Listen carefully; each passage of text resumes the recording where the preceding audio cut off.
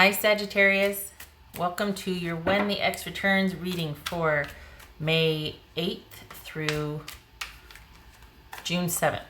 Can't believe we're already in June.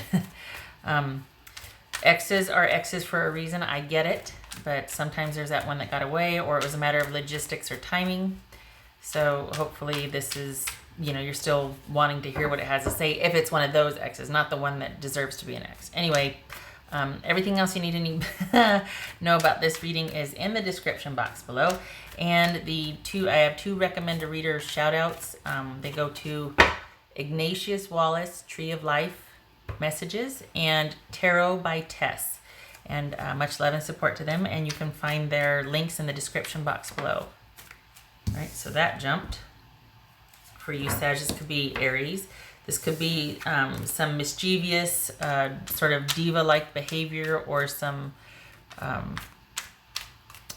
perhaps not being on the up and up about all that you plan to do and see and go and all of that.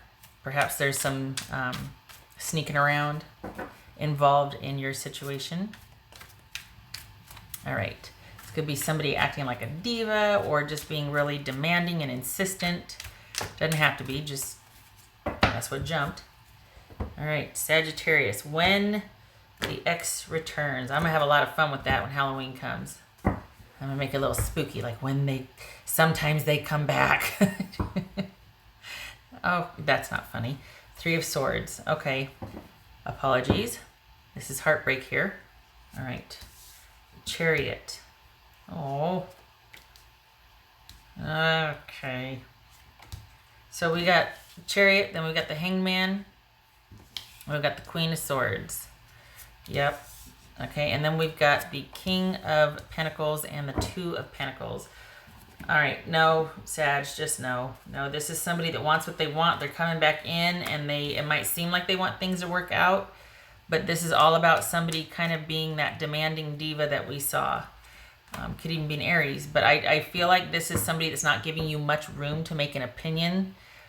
Somebody that wants what they want, and they're probably online looking for another relationship anyway, and it'll come down to deciding between you and whatever online things they have going on. I don't like it.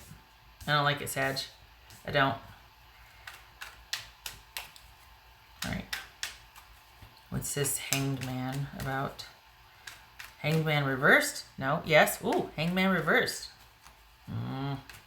This Hanged Man reversed. This is pushy. This is somebody that's expectant and pushy. I don't like it. What's this Hanged Man reverse about? There's that Queen of Wands again. That really, This is somebody who wanted you to, who wasn't willing to compromise. This is somebody that wanted you to be the one to kind of come up with the ideas, to make the sacrifice, or that was kind of, maybe they didn't want to make any decisions. They just kind of wanted to keep things open because you had a lot going on and they had a lot going on, but it's still them being indecisive right here. This is still them trying to, it's not so much that they're indecisive, they just want to make sure they're not missing out on anything over there. So, and them coming back in right now is just checking your pulse. It's not anything about wanting to work things out or wanting forward movement. This is about wanting what they want and also checking to see where you're at and deciding if they want you or if they want another situation or if they want to go back to career development or work situation, call it that sort of thing. It's deciding. What's this King of Pentacles? King of Pentacles.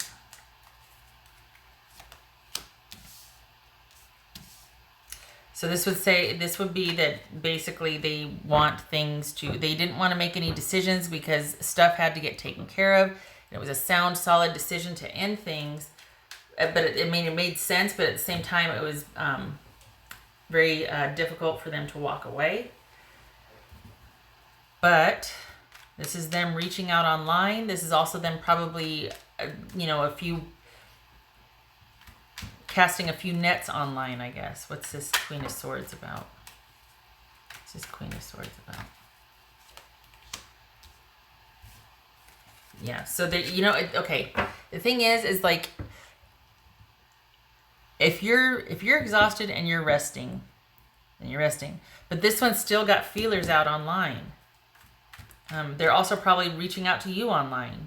There's a lot of like kind of murky, not very clear goings on here. What's this Two of Pentacles about? Sorry, I forgot this one up here.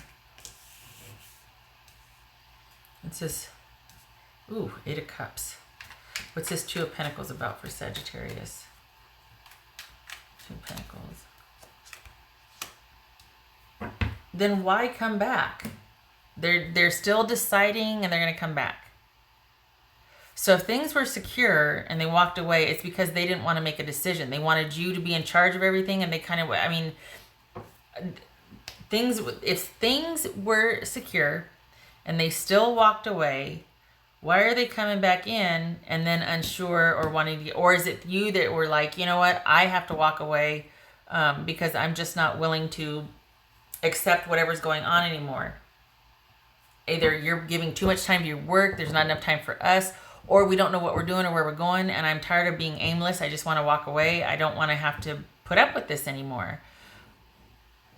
And perhaps this person had their career distracting them, or, you know, good distraction, right? But just something else or someone else distracting them. And you just didn't want to put up with it anymore, or they didn't want to put up with it anymore. Somebody didn't want to put up with it anymore, and they walked away.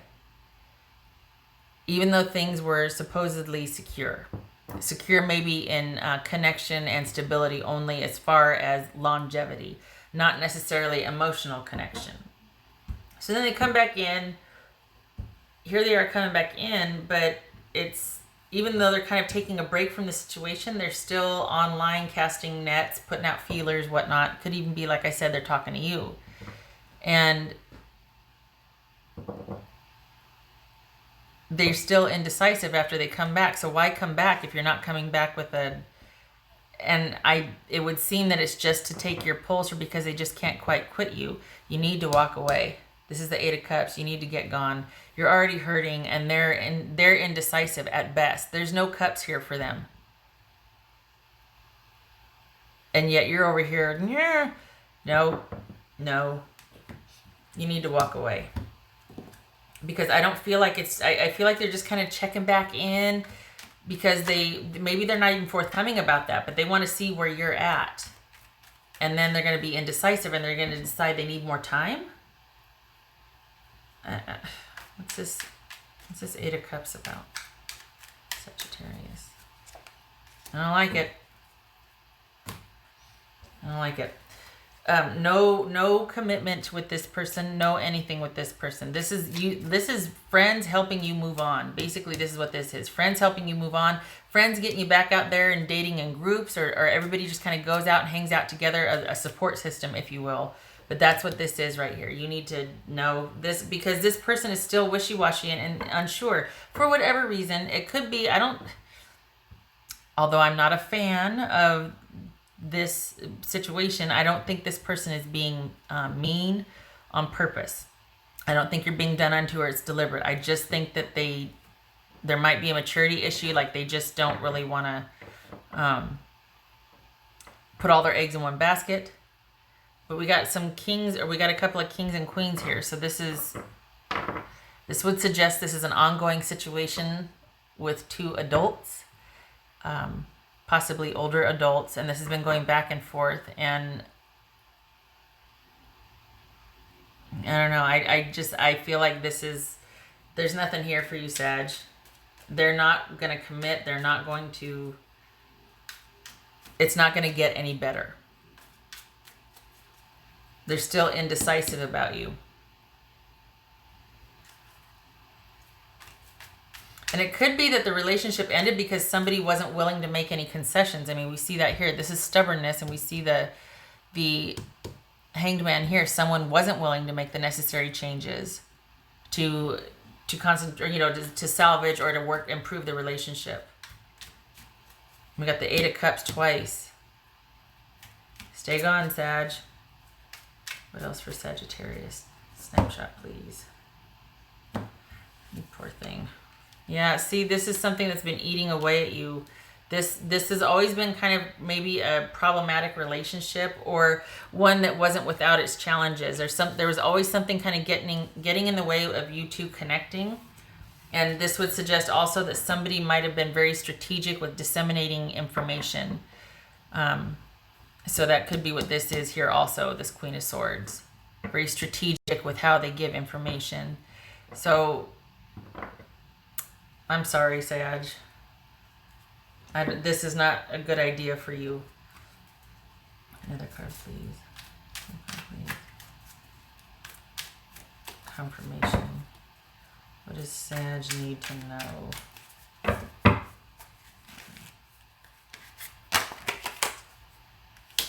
Another card of transitioning to a healthier place. We've got help with friends to move on. Maybe they're even going to help you move out. And then we've got this Six of Swords, like transitioning to a healthier place emotionally.